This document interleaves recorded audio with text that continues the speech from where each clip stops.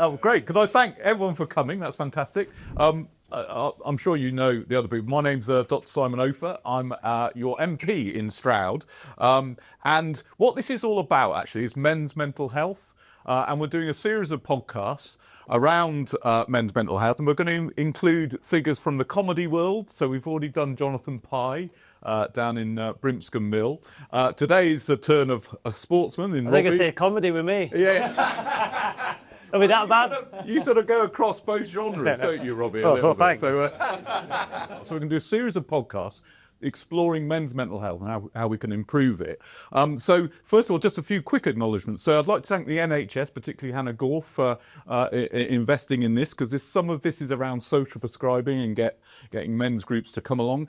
Crack Health, who is run by Lou Jackson, who does the comedy side of it, and indeed Brimscombe Mill. So thank you for that. And obviously, Forest Green Rovers and Ecotricity for hosting us today and putting that up. So I'll do a little bit of an introduction. So I was a GP before I was an MP, and I was particularly interested in men's health. Now, the commonest way men die under the age of 50 is from suicide. So this is actually quite serious in that way. And also the Premier League has invested in this as well, Together Against Suicide. And I know that Forest Green have done a lot of work with mental health. We've done this project together, haven't we? Football on Prescription, which is about GPs giving people, predominantly men, tickets for football, because football can actually bring people together, and it's a great way of breaking something which is very common now, which is social isolation. That's about living in your bedroom, not seeing many people, etc. So it's really important that we start to deal with mental health in a different way. At the moment in the UK, 9 million people are on antidepressants. That's 1 in 5 of the adult population. So I think that's far too high, and I think we need to do different ways of getting around this. And I think sport has a role to play in making people, men with mental health issues, get communicating and talking, and that's one of the issues. So I'm going to look into a little bit of the role that football can play, a little bit about social media and the roles that can play as well. But I don't want to go on too long, because really you come to hear these two people, really. So what I thought we'd do is let's go to start with. So Robbie, how do you feel, in terms of mental health and everything, how have you dealt with issues around mental health because you've had a long, distinguished career, haven't you? But you've had stresses and strains along the way. Yeah, being in the football environment, that is a real stressful place as a player, and especially now as a manager, because what you do every day is survive. That's what I believe, because somebody wants to take your place, results. So again, it's as much as it is a team sport, it's very individual, because you've got to pay your bills, you've got a family to provide for, and if you're not playing well, somebody wants to take your place, you're out of the team, and that can affect your mental health, really. It happened to me at Derby. I was struggling. I wasn't in the team. I'd played numerous years in the Premier League, but then, a manager, I wasn't for him. So I was training with the youth team. Then I went out on loan away from my family, and I thought my career was ending too soon. So I was struggling mentally. And it wasn't until another manager came in that I got my love for football back. It was probably the worst period of my life, because something was being taken away from me, out of my control. It wasn't me ending it in terms of my footballing career. So I struggled deeply, and obviously it was at a time when my father had Alzheimer's at 58, and he was my rock, he was my idol. So I really couldn't speak to him, because my mother was his carer for 6 years. So again, I had, and your teammates are acquaintances in football, they're not really your friends, because we're all competitive. So I didn't have really anybody to talk to. And now as a manager, I've got to say the stresses are quite unbelievable. But what I do now, as Dale will be testament to, is I text him, I ring him, Mark, Asif, because I speak to people, Tony, because there's nothing worse than after the game, because I take everything to heart, because we want to do so well together. I live on my own now in Cheltenham, which is hard. My wife's in Manchester, my son's at Reading, my youngest is with my wife, we're still together. But living away on my own after the result, people think it's great, but it's really difficult. And that's why Dale, when he gets 48 messages after the game. So what you're saying, the way to relieve stress is just to text Dale, really? I wouldn't. Yeah, he's very accommodating. But that's the relationship we have. And, Yeah. you know, It's interesting that football is a stressful. It's a stressful profession. you Yeah, think. unbelievable. And it's results based, I guess, as well. Yeah, it is. But you know, I'm very fortunate here that Dale, you know, has said, you know, we want to get promoted, obviously, but I think we all know we had to change the culture and environment, the style of football, you know, a young dynamic side. But we all want to win. And that will come. But because I'm a winner, because we're winners, when you don't win, because draws feel like losses to us, and especially when you're missing, as Kenny would be testament to how many chances we miss, the stress on the sideline is, and I wear a whoop, and my heart rate and stress levels go to 2.9 out of 3. Really? Yeah, and it's really high. And It's always struck me as manager, but I've seen you in your sort of machinations just down below when I've been watching, and it looks tough in that way. But Dale, I was going to come on to you. I mean, as a sort of businessman and a sort of politician of some sort, really, how do you find stress, and you know, how does it impinge on you, and how do you deal with it? That's a good question. I'm not a businessman, by the way. That's Right. How would you describe yourself? an environmentalist. Environmentalist. Okay. Yeah. And I That's use good. business and politics actually to bring about the kind of change I want to see in the world. I'm also for social justice, which is not an environment issue, it's a people issue, tax justice and stuff like that. So Right. that's what I'm about. I do use business as a tool, absolutely. Football, funnily enough, this was a rescue mission, but it turned into a platform to communicate about the environment. We brought the environment into football and into sport. We did that here at Forest Green. It didn't exist before. And it's been the most incredible platform to communicate with people about the environment. We show people the things we do here, and we encourage people to change how they live. And I think that's kind of relevant in a way because it's communication. Yeah. How I deal with stuff is really perspective, I guess. Excuse me. I've definitely been isolated in my life before. You know, I've been down, I've been suicidal, you know, at least once. And the details of that don't really matter. But I had well, actually it does matter because I found myself on the edge of a harbour in Suffolk one night. Things were so bad, I thought I would jump in, really did. And I didn't. And the thought that I think that either had just before or just after that was like, nothing could be worse than that. All of the problems I was facing in my life at that time, nothing could be worse than dying. And it would be much easier just to face up to the problems and say, no, yes, whatever it is, you know, just face them rather than that. And in a way, it goes back to my first point, which is perspective is how I deal with stress. We're all going to die, right? What matters is what we do before that happens. Right.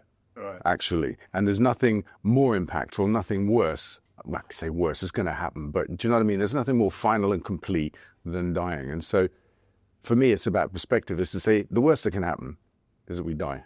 Right. Right? Everything else is a bonus. Right. Right? It might be stressful in the moment. Also, I think it's important to bear in mind that what feels really raw and wrong, perhaps right now, is in the rearview mirror very quickly. It's history, it becomes history. In all of our lives, we'll have had events that have really bothered us. You could think about some now, probably. And time moves on really quickly. It just feels bad in the moment, but before you know it, it's like... So is that a lesson you've learned in life then? That you get very stressed about something, and then a week later you're going, why was I so worried? and in the moment, I remind myself that it'll pass. Yeah, Right? yeah. It feels bad now, but it will pass. I was also fortunate to have a near-death experience at 16. I had a head-on collision with a car. I was riding a motorbike and I went through the windscreen the wrong way. And actually, I don't know if I can convey this at all, but I was strapped to a hospital bed for 24 hours unconscious. And I woke up like somebody turned a light switch on. My eyes were closed, one was closed, wouldn't open, and like I was just like in the dark. Suddenly I was again, and I hadn't known that I wasn't, because you don't know anything when you're unconscious or dead, I reckoned. What I'm trying to explain is I was suddenly alive, and I could have died in an accident and I wouldn't have known about it, actually. And all of my past, I was a teenager, all of my unhappy past was lost to me. I woke up with no memory. Right. And I was the happiest I've been probably in my life. It was I think fabulous. a few of us could feel like that. It was fabulous. Yeah. But what I'm really impressed with are two men here who are willing to talk about how they feel and stuff. And I think one of the issues in men is, and I think I was going to come on this later, but we'll go now, is actually women tend to be better at talking about their mental health than men. And I just wondered, and I think that's changing, and I think you two are great examples of that. But how do you think we can encourage more men to be a bit more open? It's still seen as a sort of weakness, I think, in men, whereas in women it isn't really. And one other thing I was going to say is that, I mean, you're saying about using football for various environmental things. You're also using football around mental health, and you deliver messages, and that's something that Tone is doing as well, which is really powerful. But I just wondered, that first point about how we get men to be a bit more open. I mean, it's not about being like woke or unwoke, whatever. It's just about just being a bit better at communicating. Robbie, I was going to come to you on that. Do you have any? Well, it's obviously talking. That's what I do, and I never did it, And the worst thing you can do, especially in the football environment, is look at social media. Right. That's one of the worst things. My son Charlie, who was here, 18, and now he's at Reading. He's, even at such a young age, he's now come off social media because he said it's just not a balance. If you play well, you're the best. If you play poorly, you're the worst. So he's come off it. And I tend to look at it. Especially after a defeat, because I'm quite insecure and a worrier. Even when I played, Mark Bowen, who's the sporting director here now, he was my coach at Birmingham and Blackburn, and I know him really well. And even after the game, if I played well, I'd ring him and said, "How do you think I played?" Even though I knew, but I was so insecure. And again, for me, what I do is I've always talked to people, and that's the biggest thing. Gary Speed, the 11 speed, you look at Gary, he was my captain for Wales, beautiful family, great parents. And on the outside, 3 weeks before, I think it was in November 2011, I was on Strictly. And 3 weeks before, Gary was actually one of my guests in the front row with his wife. And I go back now, I high-fived him when I finished my routine. Obviously, it wasn't a very good routine, I think. I didn't know you were on Strictly. Did it? Yeah, well, we'll have to have a look at that. I think I got a 2 off Craig. Right. But afterwards, Gary, we were chatting, and you would never know any different. And then Tony rang me on a morning and said, "You're not going to believe this, that Gary's no longer with us." And it was a huge shock to everybody. And on the outside, you think that everything was perfect in Gary's life, but again, you never know. And we still don't know why. And it's like, a good friend of ours, sadly no longer with us. So I think the most important thing is to talk. And but again, in football, you have acquaintances, and now I think Dale's a friend, Mark's a friend, Ash a friend, and my coaching staff are my friends. Albeit it's a ruthless industry, we all know. And do you think they're your friends because you've shown your weakness, Robbie, a little bit? Or? No, I think they're friends because I'm an honest, open, and transparent person. I think. My philosophy is treat people how you want to be treated. Yeah. That's what my mum said. And my mum's, said that it's nice to be important, but it's more important to be nice. And I think that's what I've taken with me. Yeah. Of course, at times you can't be nice all the time. Don't get me wrong, especially at half time when it's losing the game. We would like to be a fly on the wall at that moment. But I just think it's speaking. It's speaking out, but it's hard to trust. Trust for me is the most important thing, especially in the industry we're in. You got to trust people. Yeah, no, that's good. And Dale, I mean, social media, talking there. I mean, do you get stressed by social media? Do you not look at it? How do you? I imagine you're a sort of bloke that's quite reasonably confident in that you can ignore stuff. I get that feeling talking to you. But is that the case? Do you mean I ignore you? Right. Well, I think what you do is you have a very strong idea of where you want to go, and you don't get deflected by people, particularly GB News, for example. Yeah. I enjoy those challenges, right-wing media, and that's communicating, and I think it's really important. I'm going slightly off your question here, but talking to people you might consider to be the other side, is super important, rather than just sitting in your ditch or your trench and kind of lobbing insults and stuff like that, which is what happens on social media. But so for me, it's another example of communication and how it's really important. But the answer to the question is, I'm not on social media. I'm present. I put things out. Yeah, but I'm not reading it. Right. And do you think that's because actually this is quite a pertinent topic, because we're discussing whether we have a social media ban up to the age of 16. Do you think that's a good idea then? or what's your feelings on that? I think that smartphones and social media are not necessarily a good thing, particularly for our kids, right? So we protect our kids in many ways while they're growing up, while they're, kind of understanding the world and becoming adults and stuff like that. So many different ways. And yet, through a smartphone, they have a gateway to hell, actually. Social media can be hell. And it's the big tech companies that we're allowing into the lives of our children, are unregulated. I mean, they're pretty much unregulated. They do what they want. They allow what they want. And I don't think we should allow that. So, I mean, it sounds wrong to ban kids from doing something. What we should be doing, the way we should be thinking of it, is banning the big tech companies from unfettered access to our children. Right. So I think in terms of, banning does feel wrong, doesn't it, in terms of social, banning anything is always a bad idea. And interesting, they've just started this in Australia.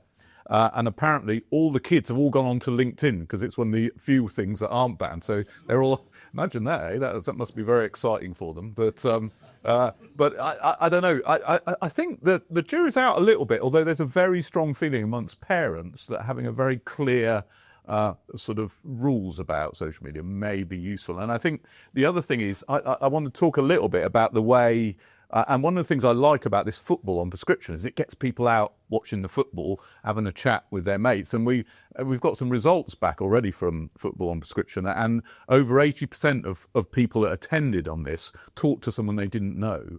And so I was wondering about the role of being isolated socially, being in a bedroom with your phone, and what sort of effect that has on younger men particularly. That's interesting. Because actually, you made me think that when you're on your phone, when you're looking at social media, that's your world, right? And it can be hell and full of horrible people and horrible comments. And the reason I don't go on social media is because I figure if I don't see what people are saying, if I don't hear what they're saying, it didn't happen. Right. It can't affect me. Yeah.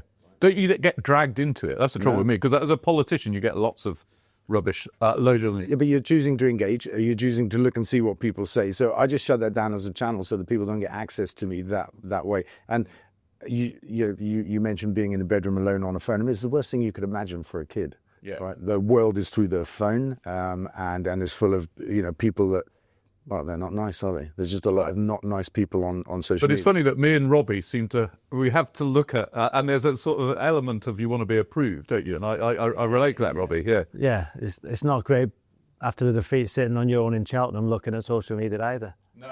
It's not a good place to be. And did you regret your own posts on social media sometimes? When you put them out and you go, well, that was a good idea, and you go, oh, God, I wish I hadn't said that or anything like that? I'm quite similar to Dale now, that I will post more and just browse through because people don't want to be nice. Yeah. Even if you win, there was something wrong and it's a negative place. So again, you're looking for justification. Yeah. You're looking for why or if.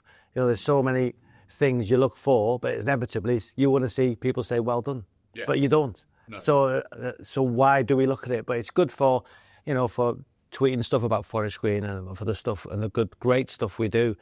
So I just try and put good stuff out and tend to brush over the horrible, nasty stuff and the jealousy. Yeah. And it's too easy, isn't it, as well, for the keyboard warrior types, People will say things on social media they wouldn't dream of saying to your face. I know. It's sort of road rage type scenario, isn't it, in that way? Yeah. But that can be quite... We did a post about... So we post all the time politically, and I went to see a lovely school in Brimscombe somewhere, and they do this great philosophy for little kids or something. So it's just a nice story, a picture of me sitting down on them little chairs, and then some guy started slagging me off over, I don't know, inheritance tax or something, and it all got really unpleasant. And I thought, this is about kids, guys. Can't you just loosen up a bit? And I did feel that maybe wasn't that sort of helpful in that way. But no, I want to just move on slightly to that. So when you were, now you're more mature and you sort of understand your mental health, what would you have told your younger self, your sort of 14, 15-year-old self, to do differently if you could then go back in time and say something to them? If that's too difficult, it doesn't matter, but I just wondered what you thought, Robbie. or Dale? Oh, well, look.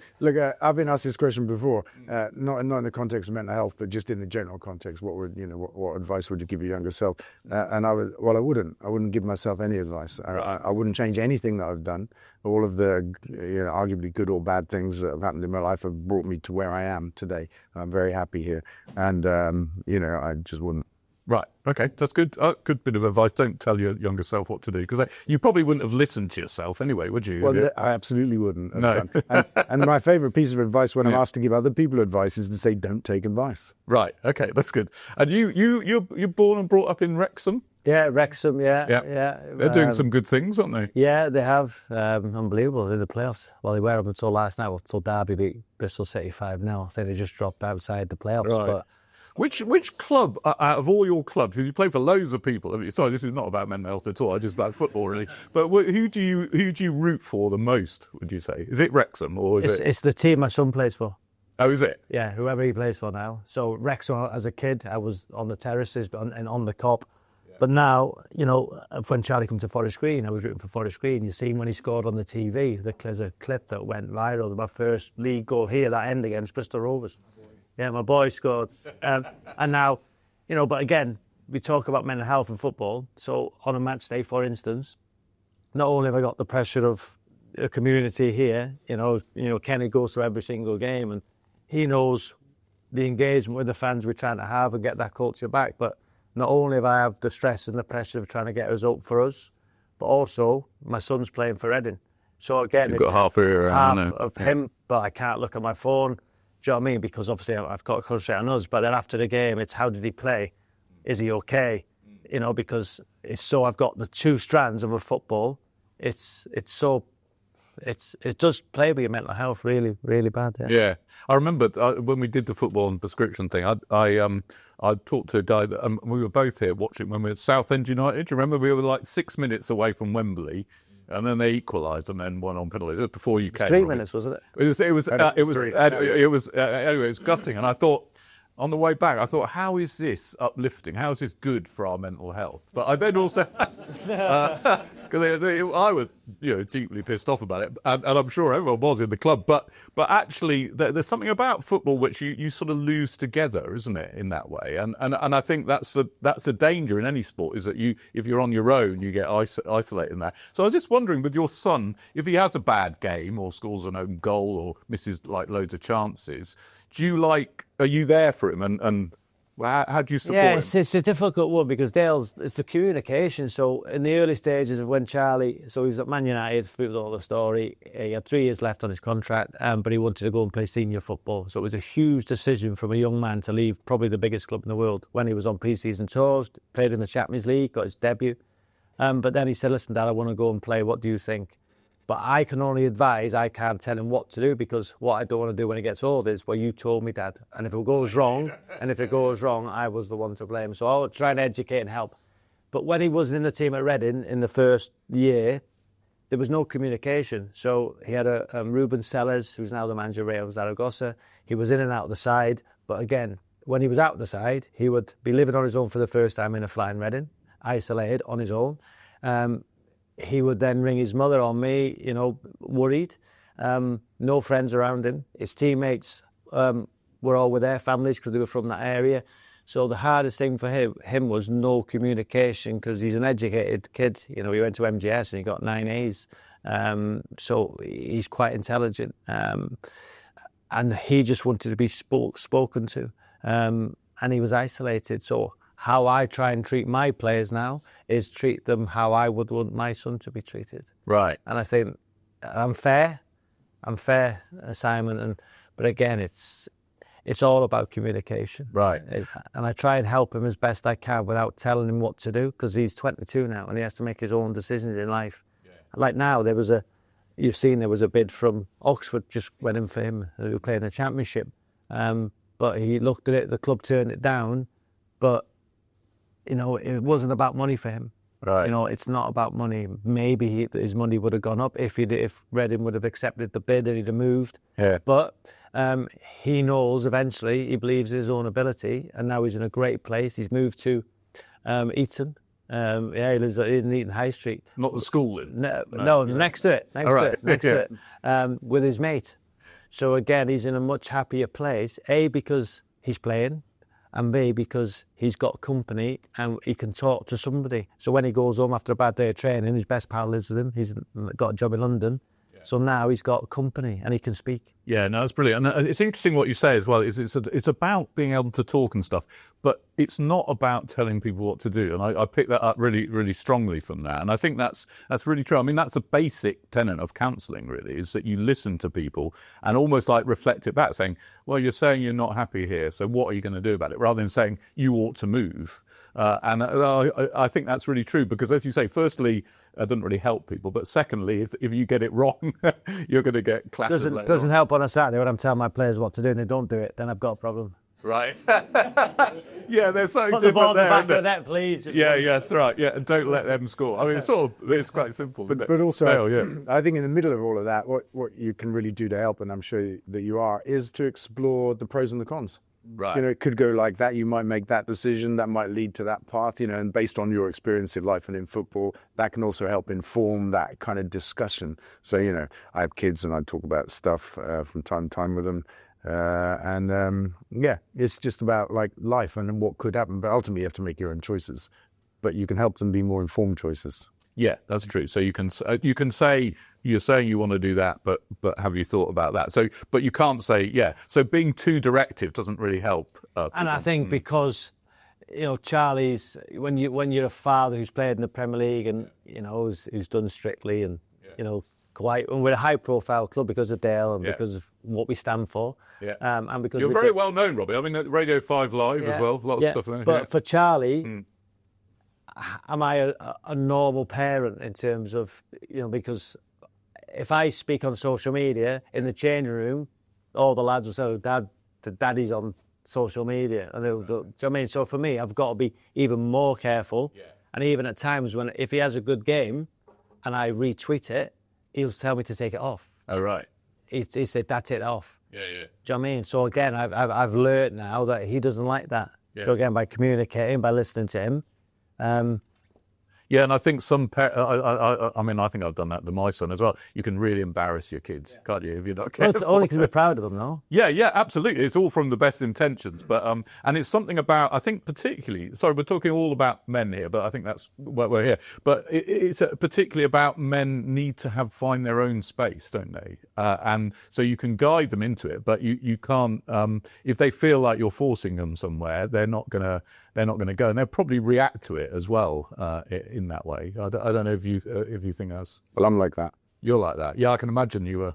I can imagine trying to get you to do anything you don't want to do now is almost impossible, isn't it? So can I just take us back to something you said earlier about football on prescription? Yeah. By the way, it's for everybody. It's not just for men. Yeah. I know you know that, but just telling the crowd, and we've had a lot of women come to the game, and it's been good. But the thing you said came up on, what do you call it, Talk Sport for me. When we launched the scheme, I did a little interview and they're like, yeah, but, what about when you lose? Yeah. It's a really important point because actually coming to a game and being part of a game, part of a crowd, the great benefit from that is being with people with a common cause. And you can't always win in life or in football. And winning, losing or drawing together is all part of the experience. And it was a cheap kind of question from them. It kind of skimmed over the top of what's really happening. It's an obvious thing to say, oh yeah, but what when you lose, right? That's not a very happy experience. Yeah. It actually can be quite good, right? Because, you might say, it was the ref, right? Or what about that? Should have been a penalty, whatever it is. Do you know what I mean? You've got that conversation and that kind of bonding with people around you. So win, lose or draw doesn't matter. Football is for people. And it's the whole experience. So like they'll come before the game in the fan zone. They'll be walking around the stadium, they'll meet people. My dad used to go, when I played for Birmingham, he used to get there early, I used to drive. He loved the pint, and he went to the local pub. And when he used to walk in eventually, he was part of that community, and they always used to sing his name, So again, he loved it. That was his, he worked every day, Monday to Friday, to live for a Saturday to watch his son. Yeah. And my mum used to come, so my mum was his company. But my mum used to walk around the stadium for 90 minutes. She didn't watch because she was a bag of nerves. Really? Yeah, because I'm not going to swear, but the songs the opposition used to sing about me, she didn't like her son. I was her son. Yeah, yeah. Do you know what I mean? So well, football can be quite a mean sort of arena. And, I've noticed that with you, Robbie. You seem to attract quite a lot of that from opposition teams. So how do you cope with that? I mean, does it go over the top of your head mostly? There's a line. I think we've experienced it last week at Scunthorpe. There was a tannoy announcement about the chanting and a Carlisle. But again, the problem you have is, because we're high profile, and me, that if I come out and say something, I'm a sore loser. So again, when you come out, so I've done it on a few occasions when at Macclesfield we won games, because there's a line. Listen, I understand tribal chanting, but there's a line. Some of the stuff's been said to me about my children, about my father, not just from the stands, but on social media. Like, when my father passed away through Alzheimer's, it was a tweet from somebody saying, about my father's dead body, and it's just horrific. Yeah. And the stuff gets said about my children, but as an adult or as a manager, Simon, you're MP. Dale's a very successful Environmentalist. Sorry, yeah, very environmentalist. Yeah, remember, Robbie, yeah. But everybody who goes to a game of football, there's some really, there's all different aspects of people who go to a game of football. But for that 90 minutes, you can be a doctor, an MP, a surgeon, you can be whatever industry you're in. But for that 90 minutes, there's just people have blinkers, and they feel that they can stand there and call you anything with no retribution. Because the ref is fair game, isn't it, really? I don't know, we could discuss that. Yeah. The referees get a high call. We should have a ref here, shouldn't we? Bless them. It must be hard for the ref. Apparently, I was talking to someone from the grassroots football organisation, and they say actually the number of refs is going down. We've got a problem because they get so abused. But it's a tough job.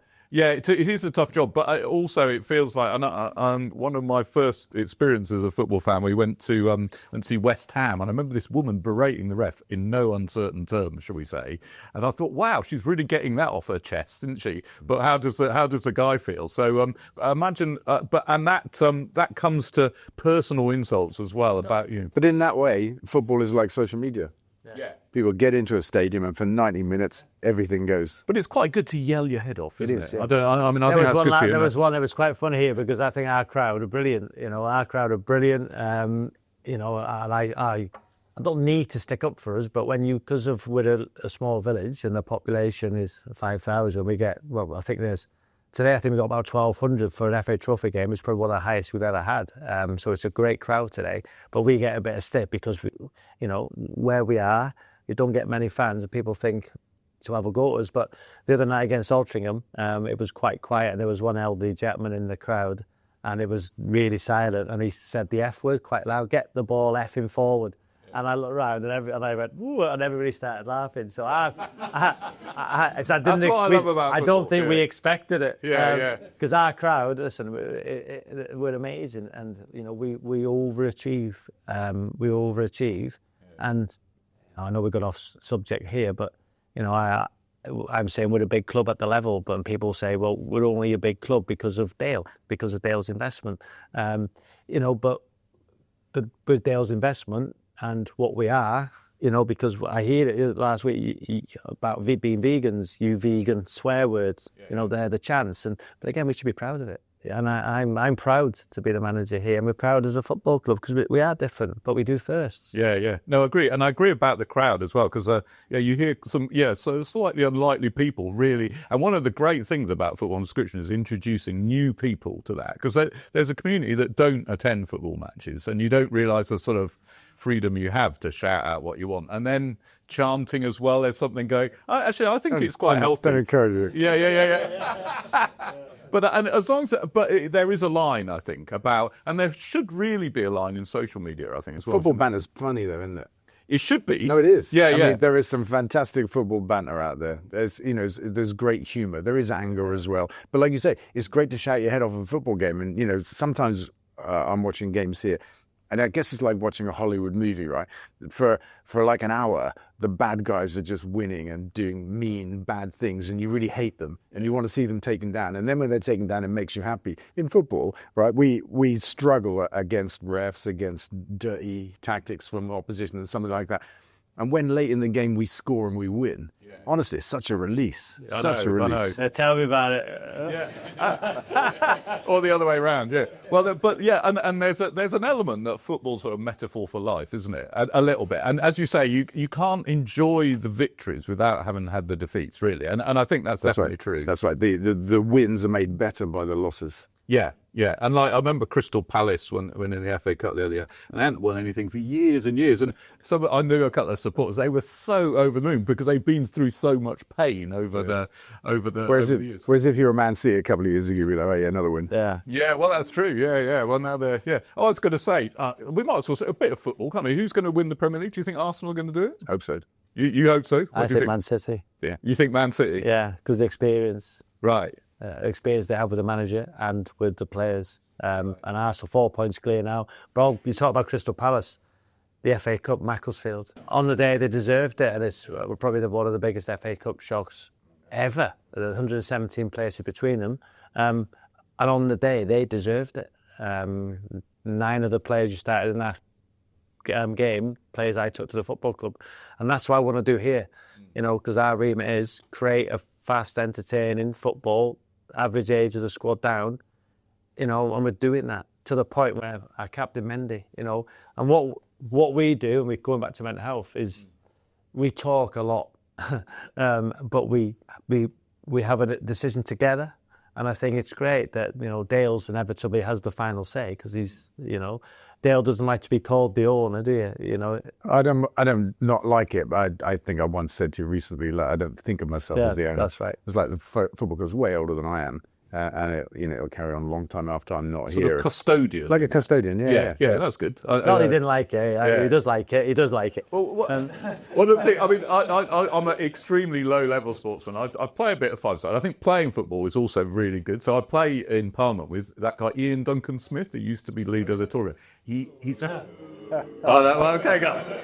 And he's actually quite a nice guy, as it turns out, but he's dirty. You're just about to get the ball, you get a shove in the back. So who would have thought that? Yeah. I'm not sure if he'll watch this podcast, Tory. but if he is, tidy up there, Ian. But anyway, it's great because you play against Tories and play with, and it's a great way of breaking down barriers. That's what I realised about football. And also in Stroud, we have something called walking football for older people, which is really popular. I went along to Stroud Leisure Centre, and there was like 40 people, and they all have a game, and they're not allowed to run. That's the only difficult thing. I think we do that, but our first team do that before the opposition score. Oh, do they? Yeah. And then it gets us going. Dale said, listen, why didn't you tell the team we're 1-0 down before we go out? Play like that. But what's interesting about that football as well is, and I think this is a thing about sort of social prescribing generally, is so they go and have a game of walking football, then they have a cup of tea afterwards, and then they share lifts to get there. And it's really about building that community. And that's what I love about Forest Green, actually, that getting the community together to do things together, and it goes beyond the football in the end. Having a shared lift, and then you start checking up on people. And one of the things that's happened in our society is that we've become a bit sort of atomised, haven't we? We're separate from each other. And do you think this sort of scheme could be spread out in the sort of, certainly in the lower leagues anyway? I think so. I think all the way up to perhaps League One or something like that, there are empty seats at a lot of games. Yeah. The higher up you go, the less that is true. But even the Premier League could do it because, look, the money's nothing to them.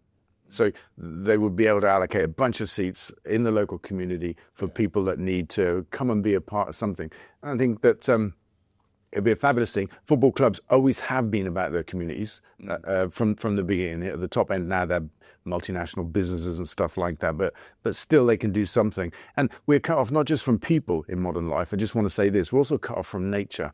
And another aspect of social prescribing is nature prescribing, actually, because we just these are the two things that are really important to us as human beings, the way we've evolved, being social and being connected to nature, and modern life takes us away from that. Yeah, absolutely. And we've got a men's health strategy, and one of the things that the Premier League is putting a few million, they've got a bit, but they're putting that into mental health type things. And so, and I know that Forest Green do something similar, don't they, around support. And I think in Premier League games that you wear a sort of some sort of tunic to identify yourself as, and it's supported by the Samaritans as well.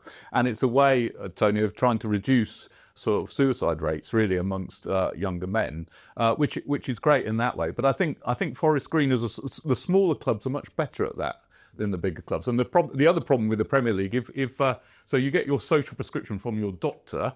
So if you've got a ticket to Arsenal, right, well, that's worth about 150 quid, isn't it? So everyone will be queuing up. It wouldn't be very popular with GPs. That's what I was saying, if they could do that. But certainly with this scheme, I think we're going to do it again next season, aren't we? Yeah. And it's something that I think will build up. And I think seeing Forest Green as sort of centre of the community, a sort of hub in that way, is really exciting in that way. In terms of just coming back to just a couple of quick things. So if you've had a bad day and you're in Cheltenham, Robbie, what I know it's about talking. Do you phone someone up? How'd you get out? How'd you get out, or did you just text? I texted it, yeah. But what ways have you got? Do you go for a run? Do you ever do exercise? No, like that? to be fair, I think to be involved in football at the level we're at, you have to be addictive and obsessive. So I'm addicted to football. Right. I watch every single game. I go home, I think, I reflect. And then I'm the type of person, the way my man works is I need to get an answer. So I'll text somebody once, don't answer again, until I get an answer. That's how my man works. I've always been like that. And today I was That's where I'm going wrong. I should answer the first one. I used to play paddle tennis when I was in Manchester, so that was a good community also. I know we're associated, I think, with Gloucester Paddle Club, so I'm going to take some of our team there. Right. So that's a good way of getting rid of. So that's really good, yeah. Again, but that becomes competitive because I want to win. If I lose, I think about that. Competitive in sport is interesting but sport without competition is boring, isn't it? I think. So in training, John McMahon, who's my assistant, our training is always competitive with an end goal. We try and learn and reflect. We have fun, entertainment, but we also have a competitive nature to it because that stimulates people. I've got to say the hardest thing I find right now is that being on my own, because I've never been on my own. I lived with mum and dad, and then I went to Manchester United in Diggs, the class 92. And then when I moved to Leicester, my wife moved, my girlfriend at the time, she moved with me straight away. We've been together 27 years, and every club I moved to, we moved together. I've had the children, but now she's 53, my wife. She's decided on this move that because of her network and her friends, and she's got a little job in the village. We've got our French bulldog who's 10. My youngest is in Manchester Uni. She said on this occasion, can you just rent us a and commute? But again, it's hard because when and now I'm going home. My wife. The reason why I've been so successful is because I had a brilliant wife who enabled me to be the best I could be. Yeah. And I haven't got her now here, and I do find it hard at times. It's tough, and they all said, listen, and that's if we'll go out for an Indian in Stonehouse once a month, because I think it's important because I just reflect and worry. Yeah. I worry.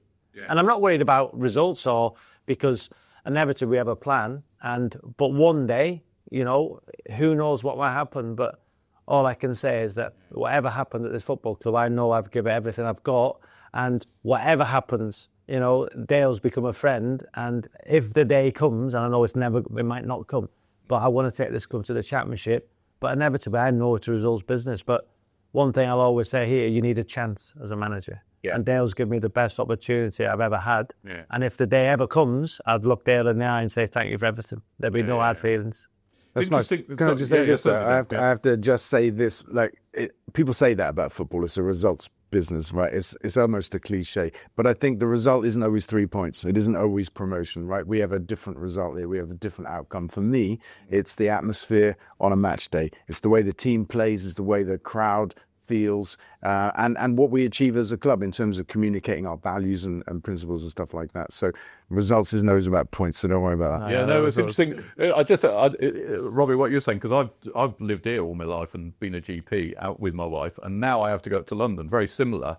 And yeah, you miss it, don't you?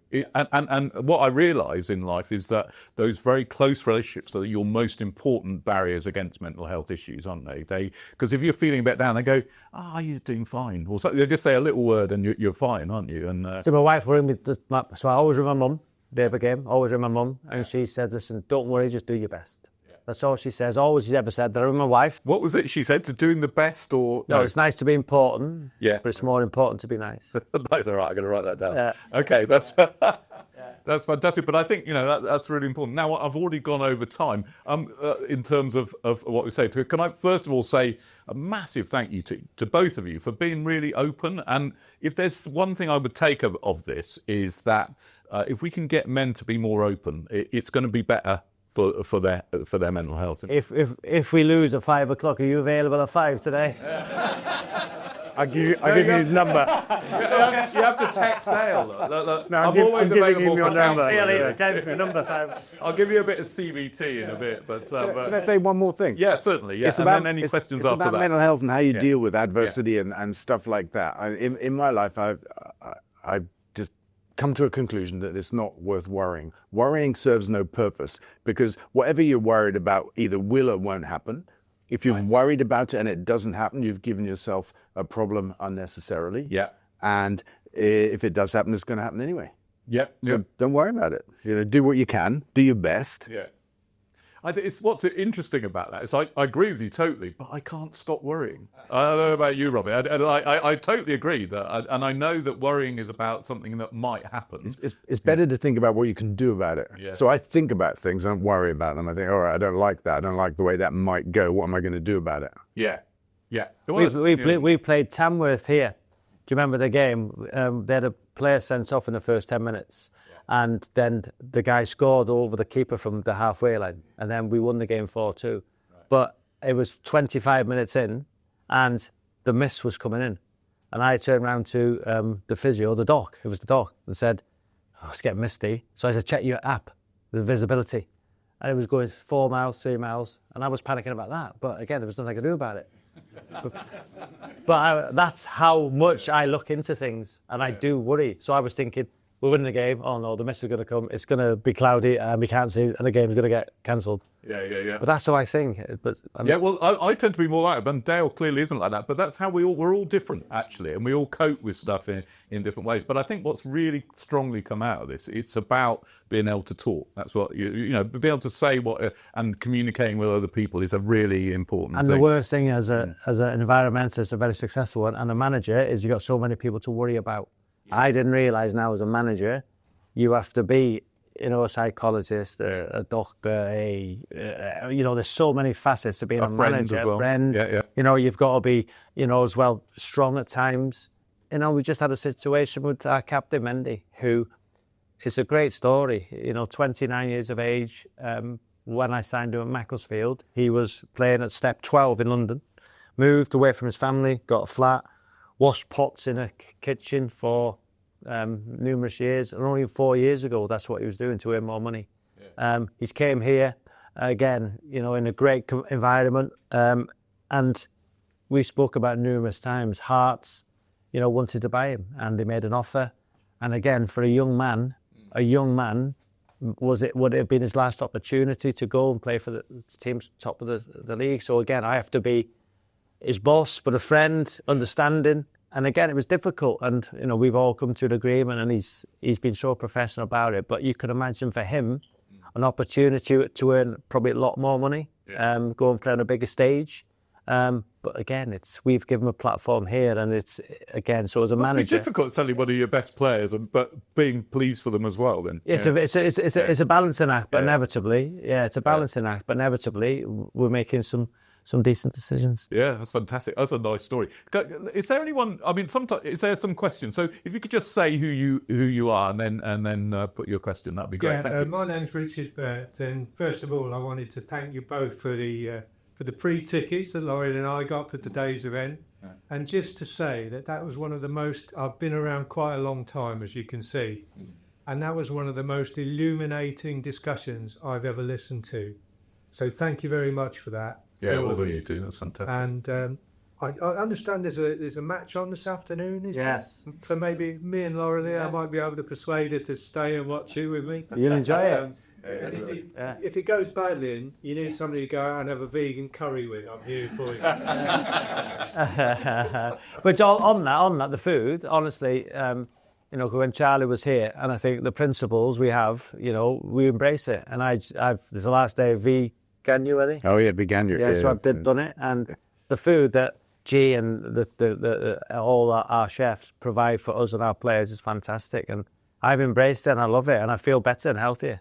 We had another conversation about, that the other day, and I know we get people look at us and think about vegan. I didn't really understand it, and I think the education for me is so important, and that's why I think Dale speaks so well, because he's educated in his subject. And I think for me, I try to learn about everything, and I'm getting educated also. So Yeah, you're never too old to learn stuff, are you? So and I'm learning about football. Yeah. Oh, yeah. He knows it very well, trust me. Because this is the most open manager that we've had. Yeah, absolutely, yeah. And if there's anything else, that was your Did I statement. have a question? No, not really. That's great. Well, thank you for your affirmation. I agree. I think they've been incredibly open. I think that's really, really, really useful. Have we got any other Crystal Palace related queries here? Yeah.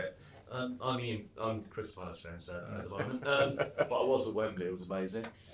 You spoke earlier about player and how difficult it was, and at times really hard for your mental health. How do you balance managing players that are underperforming and are also struggling? Because it's brilliant, and what I've realised, and I'm learning. Listen, we had a big meeting yesterday with my players because we've done unbelievably well. So to create a new squad of 23 players, first loans, which 19-year-olds come from a big club to come here and produce the football they're doing because they're going to make mistakes. The lads from Macclesfield stepped up 2 levels. They're going to make mistakes. But there's been players here who've played in the league. Tom Knowles is a great example. So Knowlesy, in the last season, was down, wasn't playing out the side. And again, I've got him back. Hopefully, he's got him back himself. It's about the man management, putting an arm around him. So every single player you've got to know differently, but every players, like for instance, Brackley away, we lost 1-0, and at half time they were underperforming for themselves, so they know. But when you scream and shout, the only person I believe you're doing it for is for yourself, because you're getting your emotion out on them for you, and that's why I've had to learn. But again, So you're not like Fergie. You don't throw football. no, that you can be strong. No, You can be right. strong. Yeah. But inevitably, you can be honest. And I ask them questions because it's their game. So at half time, and listen, Kenny goes every single game home and away, and he'd have seen every game this season. Because we've raised the expectation and the way we started, they know themselves. And I asked them a question the other day. Do we think we're overachieving as a group, underachieving, or on par? And I thought they might have said overachieving because of the turnaround, because of the style of football, because of everything that's happened in the space of 5 months. But they said we're underachieving, which for me was a huge, huge positive. For that group to be where we are is quite incredible. So to answer your question, I have to deal with individuals differently. But we got quite a fragile group. We haven't got really much experience. We've got Ryan Innes who's injured and Geordie who's injured, but they're a young group. And if you go at them too much, you'll lose them. So it's a balancing act. I think in the Premier League, listen, I was told by Martin O'Neill on Match of the Day in front of 7 million people. So we drew with Liverpool 2-2. And I was 23 years of age and I played well. And John Motson, the old commentator, who I'm sure you all remember, said to Martin, the boy Savage today did well, and you got bought him from Crewe. Martin said, yeah, he did well, but he lacks one thing. So I'm sitting there with my dad and my mum, and he went, and what he said, what's that? And he went, ability. Ouch. Yeah, true, sorry. So anyway, on the Monday, he pulled me in his office, and he said, did you see Matt today? I said, yeah, gaffer. He went, well, why do you think you're in my team? I went, well, I don't really know, I've not watching that. He said, well, I bought players for more than you, £3 million, £4 million. They're not in my team because they got more ability than you, but they haven't got that heart, that desire, and that's why you're in my team. So by me, I wanted to prove him wrong. So my traits are from every manager I've had. I was trying to prove them wrong every day. So I'm trying to do it. I want my players to prove me wrong in a nice way because I'm a manager. I'm not a coach. That's good. That's very, excellent. A good story.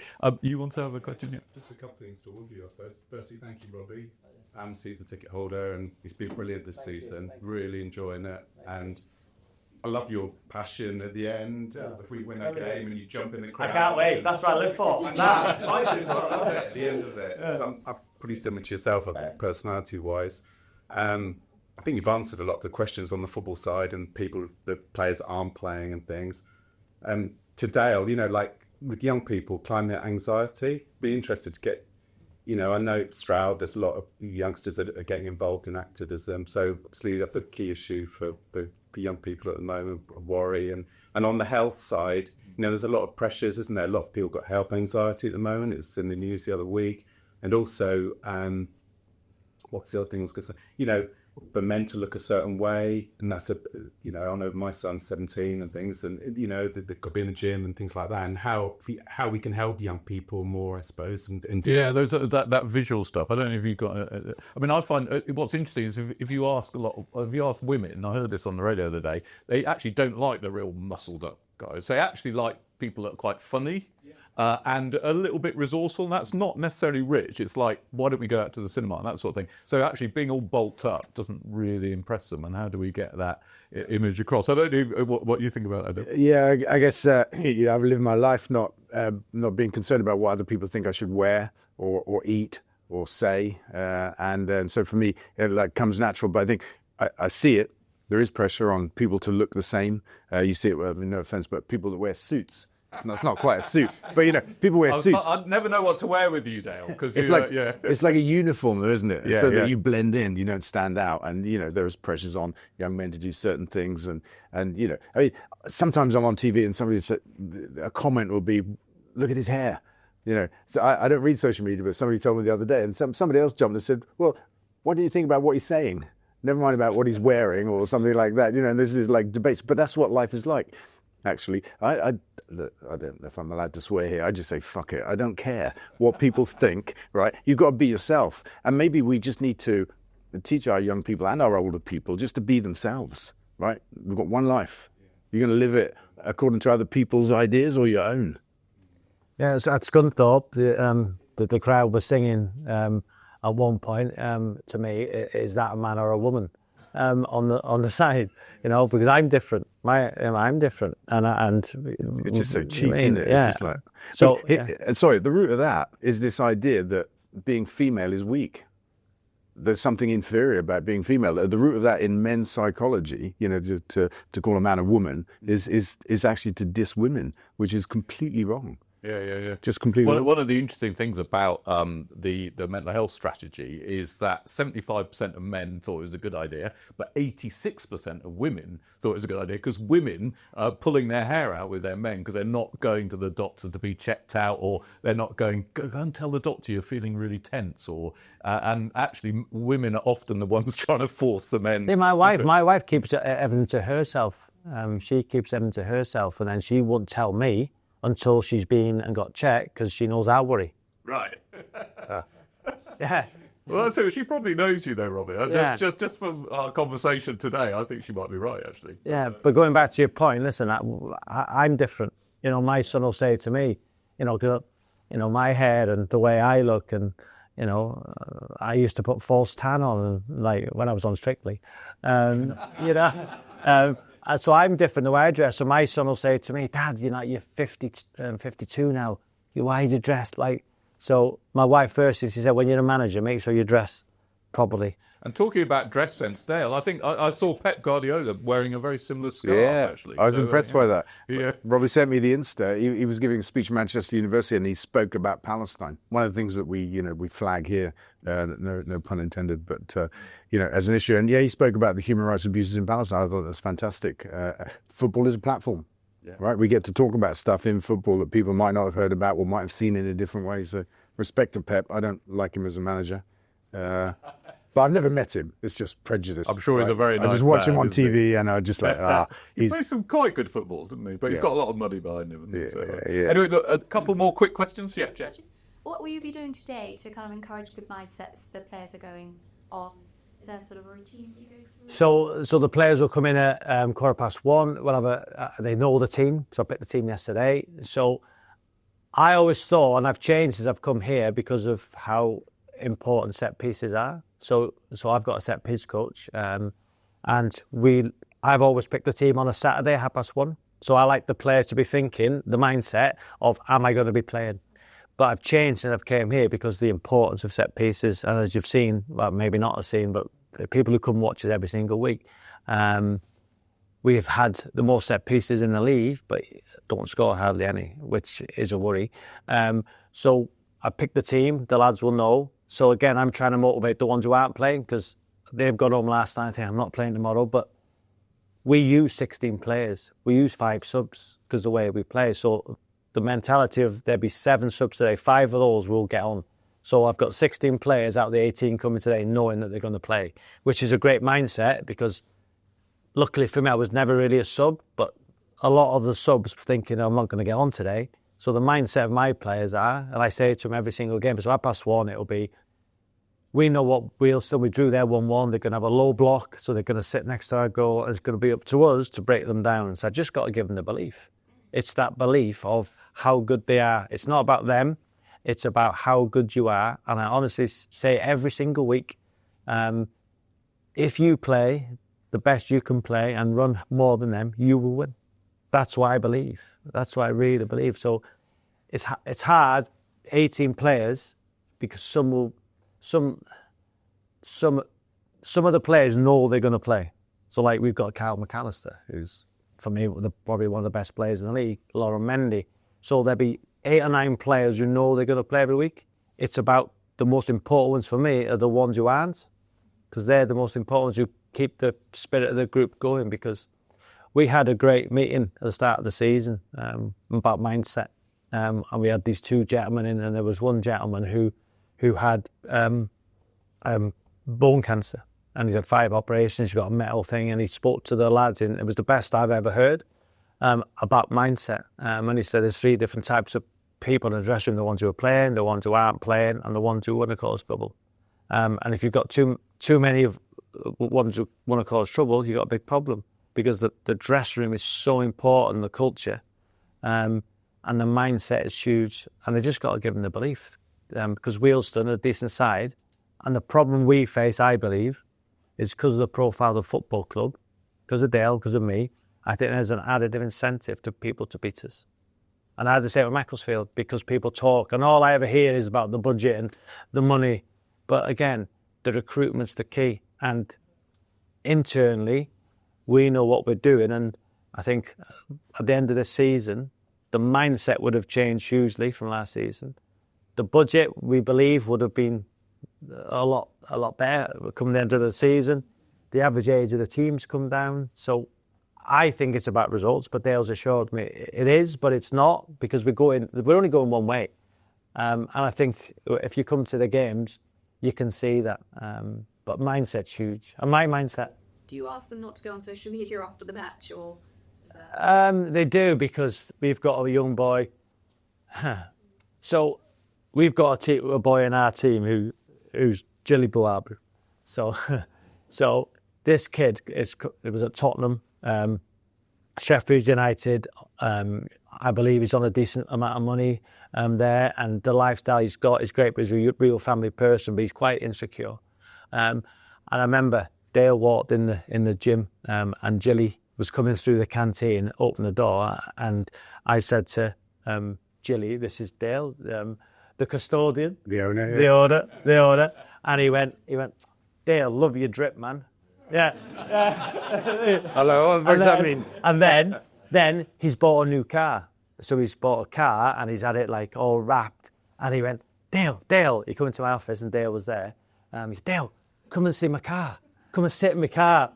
So Dale, he went out into his car, but the seat was right back. He was like that. So Dale was in the seat. Do you want to drive it? But again, this kid, Dale's obviously been so successful and has got beautiful cars, but for Dale to go into one of our players' cars, because Dale could have had one of those cars, but for him to show Jilly that he was human and he was like bigging Jilly up, and Jilly, he's not the best trainer, and in some of the lads will see that.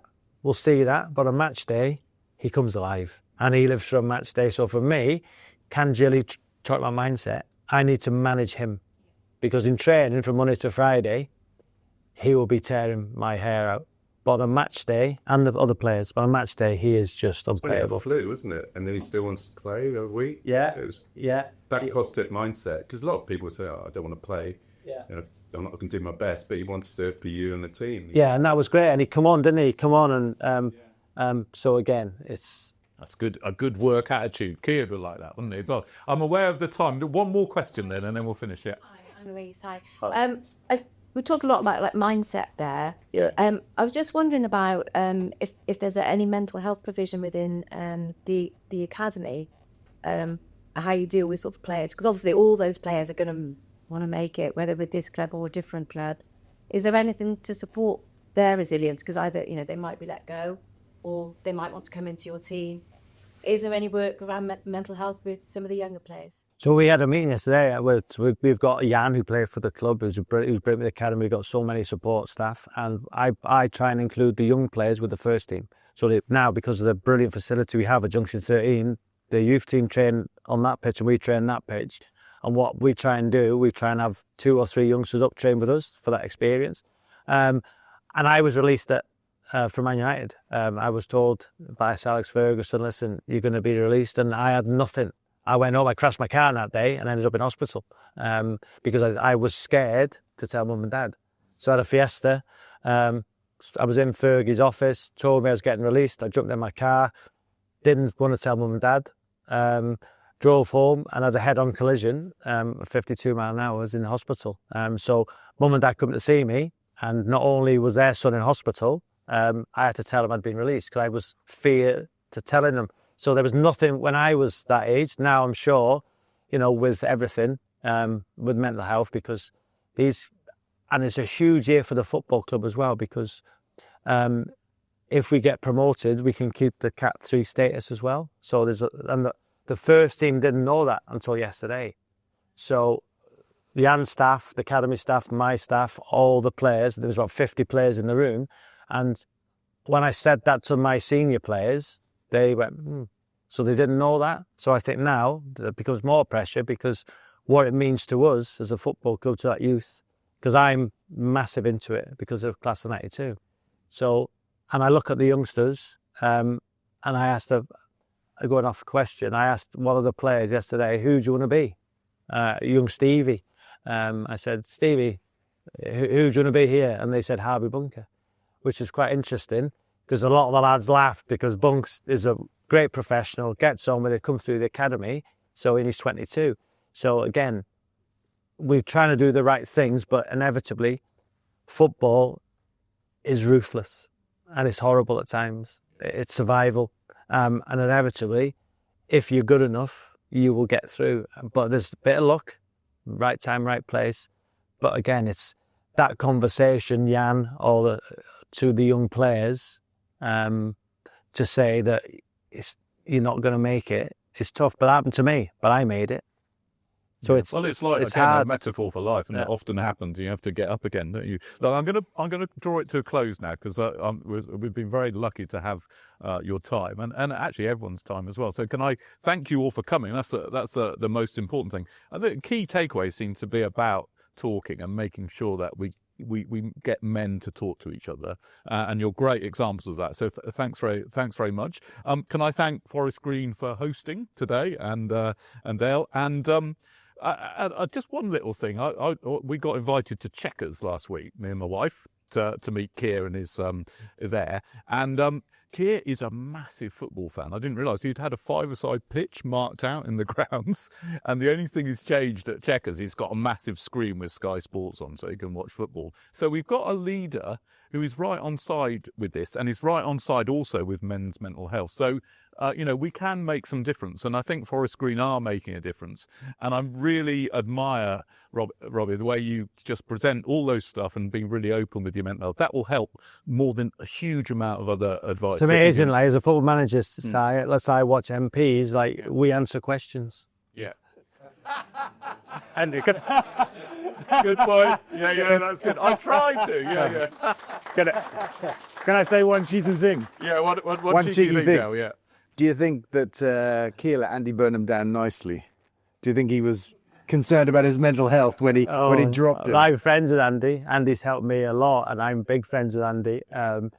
Listen, I think Andy would be a great MP. Me personally, I'm not into politics. I just watch and listen. But he's like a team manager, isn't he? Yeah, he's brilliant. Right? Yeah. No, I mean, Keir is like right. a team manager. I'm saying it's very similar, right? We're just talking about how you let players down, Yeah. you know, in Maybe you should have a word with Robbie, that's what you're saying. And yeah. I just wonder how it went. Yeah, I was don't it know. I actually don't know look, how Andy, you're a great player, but this is not the time or whatever, or you know, you haven't got ability. My argument The big is, Everton fan, Andy. Yeah. Big Everton fan. is he an Everton fan? Well, my I just want to argument be with politics controversial. is you want your best players on the pitch, actually, and that's what politics. Just a quick one, time. I'm Yeah. not going off track. So Yeah. when I watch MPs on the TV of all parties, are you trained not to answer questions?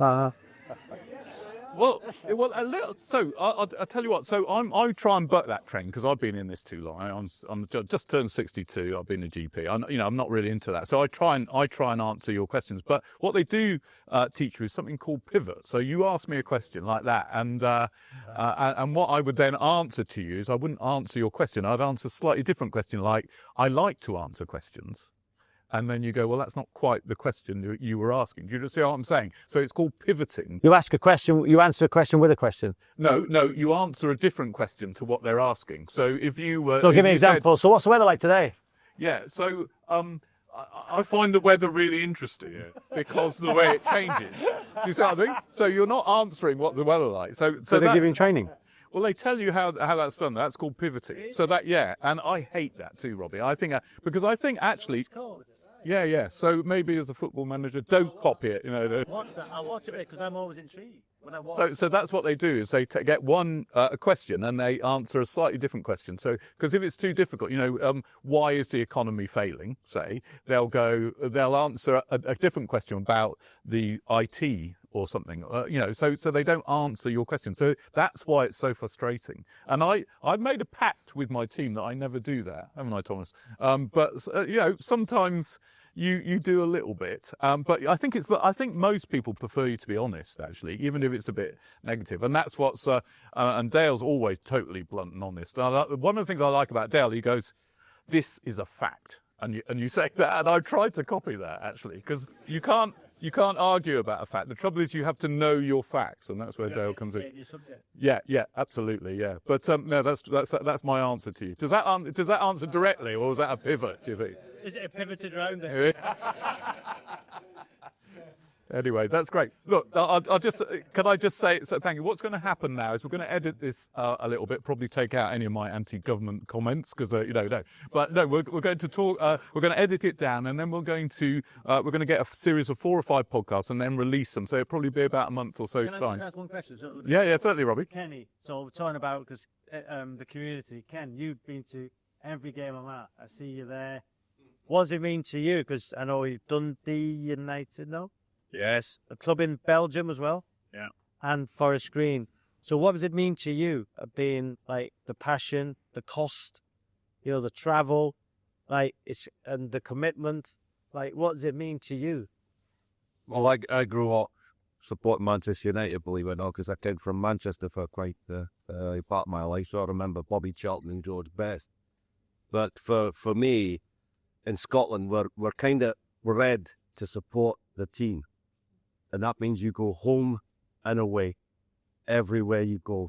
When I can't see Forest Green Rovers because they've not got a game on, I'll be up to Tannadice, Dundee United. Wow. If they're not playing, I try and get across to my wife's team in Kent. Now, she hates football.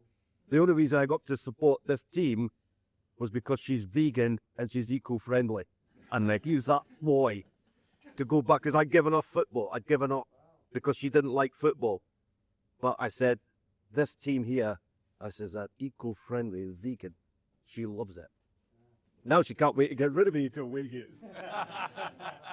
That's another function of football, isn't it, as well? So, look, can I thank you, really? I know you're a busy man. So, good luck this afternoon. Hope you win. Thank you. And don't give me your number. Yeah. No, text Dale. Anyone who's got a problem, text Text Dale. Dale. And now we know. But look, you've been really open, and I've really appreciated that. So, and I've actually had a bit of a laugh as well. So thank you both for your fees. So thank you. Yeah, thanks, everybody.